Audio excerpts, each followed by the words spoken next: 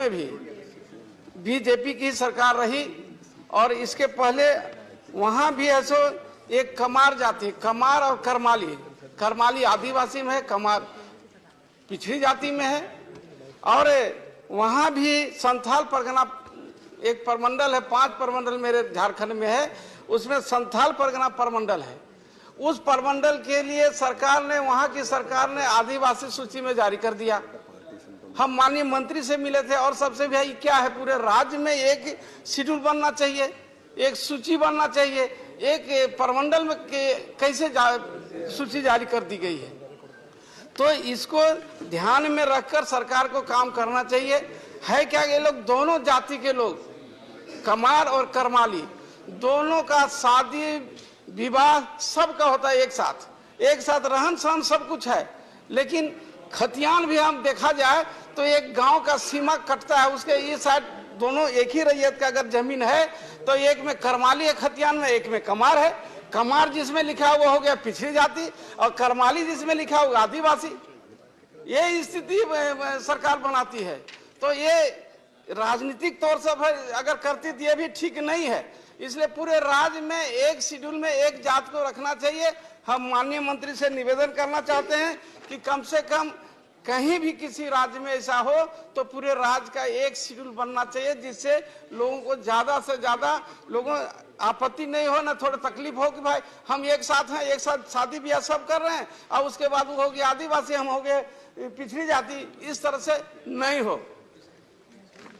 दूसरी चीज कहना चाह रहे हैं, वहाँ झारखंड में घटवार जाति के लोग रहते हैं, वो भी अनुसूचित जनजाति के लिए बहुत दिनों से लड़ाई संघर्ष कर रहे हैं। वो भी ऐसा चाह रहे हैं घटवार को आदिवासी में शामिल किया जाए अनुसूचित जनजाति में।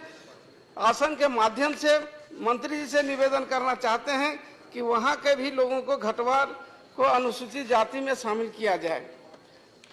तीसरा मेरा एक सवाल था माननीय अध्यक्ष महोदय के माध्यम से माननीय मंत्री जी को, कुर्मी जाति वहाँ 22% है और कुर्मी को वेस्ट बंगाल, झारखंड और उड़ीसा राज्य के तीनों स्टेट के कुर्मी आदिवासी में पहले से थे और उनको 1931 तक थे वो लोग आदिवासी, और उनको आदिवासी सूची से बाहर कर दिया गया है।